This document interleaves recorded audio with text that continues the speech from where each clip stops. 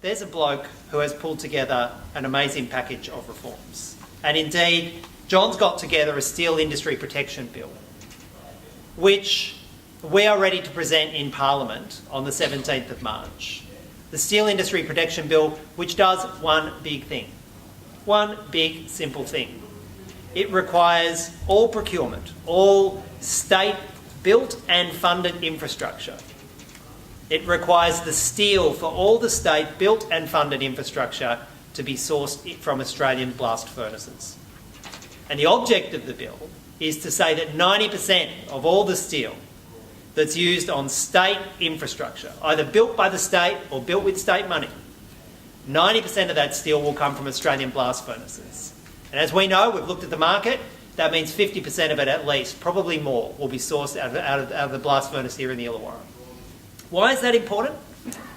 Why is that important? Because we know that the mill here requires to produce, to do the basics, must produce a minimum of 2.5 million tonnes a year. That's got to do it. Otherwise, you can't just turn it on and turn it off. It's got to produce volume, and there needs to be a market for that volume, a guaranteed ongoing market for the volume. They can export a small amount of it at a loss, but ultimately there needs to be a profit-based edge for it, and that can be done if 90% of the state government's procurement for steel is sourced in Australian steel.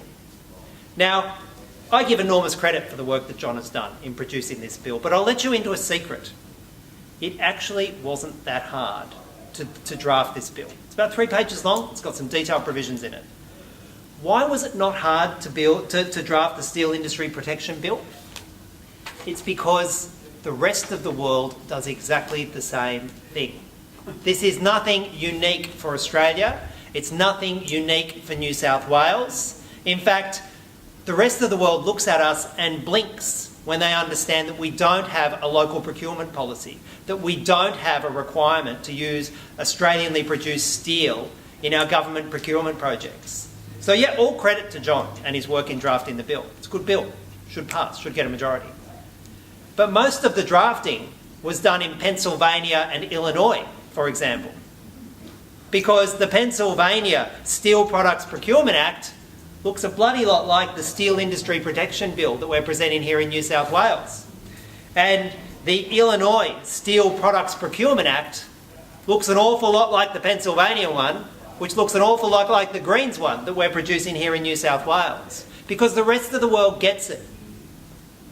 That the international market for steel is a grossly dysfunctional market, made out of huge peaks and troughs with massively larger producers that don't care about Australian jobs, don't care about the future of the mill here in the Illawarra, and will regularly dump steel on the international market at unrealistically low prices, which a relatively small producer with good wages and a reasonable environmental record can't match. Pennsylvania gets it, Illinois gets it, Canada gets it, a bunch of other US states get it. The US federal government has a procurement requirement for steel. We are unusual. In fact, we're downright strange in that neither the Australian government or the New South Wales government requires procurement, steel being procured from Australian steel, from domestically produced steel. Why are we strange? Because we've had a bunch of neoliberal crazies running the place who think that the market will just magically provide a good outcome for Australian workers, who think that the market will just magically provide a good outcome in terms of producing ecologically sustainable steel, who when they hear about states in the US, who's often put forward as this sort of free market ideal we should be looking to, think that that must be unusual. It's not. It's downright plain and ordinary for state and federal governments to have in place procurement requirements to require domestically produced steel in their infrastructure projects. And I've got to tell you, the New South Wales infrastructure budget, it's not necessarily building stuff the Greens would like. There's a hell of a lot of steel going in motorways and the like. But there is a North West Rail project with a lot of steel in it.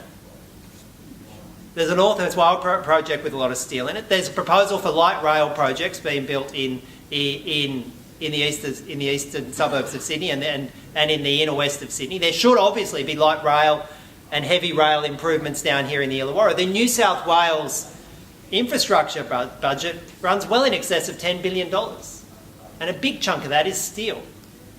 And you might think, well, if we require a procurement policy, that's going to bankrupt the New South Wales government. Surely that must be why they're not doing it. It must be really expensive. Because you know that they cut a deal last year with BlueScope to give a $20 million annual, I think they describe it as a loan, don't they, Arthur? Loan on payroll tax. Deferment. A deferment on payroll tax. And therefore, and of course, a deferment on payroll tax is just a tax cut that goes off to the future, and likely it will never actually be paid. That tax cut will likely never be paid. $20 million a year. So what would the cost of having 90% of all steel sourced for that same infrastructure budget, what would the cost be to New South Wales taxpayers? Well, the answer is $34 million. That would be the additional cost for New South Wales taxpayers, $34 million.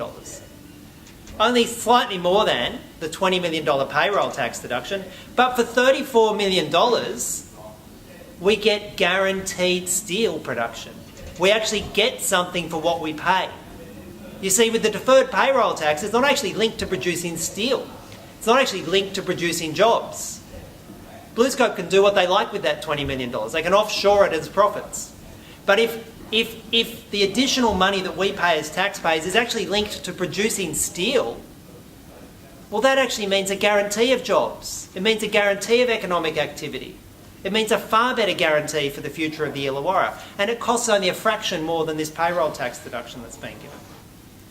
We think it's a no-brainer, the bill. Pennsylvania thinks it's a no-brainer. Illinois thinks it's a no-brainer. Canada thinks it's a no-brainer. The United States federal government thinks it's a no-brainer. It's just these bizarre neoliberal conservatives who refuse to interfere with the market. Oh, other than, of course, tax concessions. But refuse to interfere with the actual market of supply and demand, because that's what we've got to do. It's a dysfunctional market. The supply and demand of international steel is a dysfunctional market. We should acknowledge that, like the rest of the world. We should intervene in the market in a cost-effective way that secures the future of the steel industry in the Illawarra and secures jobs and economic activity in here. Are we guaranteed to get the bill through? No. No, I don't think we are. But if we don't raise it, if we don't talk about it, if we don't put it on the table and demand it, well, it'll never be discussed. And indeed, we won't get the bill likely through this year. But I can tell you it's a bill whose time will come in the very near future. We need to get behind it. We need to throw the support we can behind it, because that will underpin the future of the Illawarra Steel. Happy to talk with you about it afterwards. I know it's great to see Arthur and others supporting the bill. I know it's been good to see the Australian Workers' Union put their support behind the bill. As I said, we think it's a no-brainer. We think it's a fundamental underpinning for the Illawarra's future, and we're happy here to talk about it. Thanks.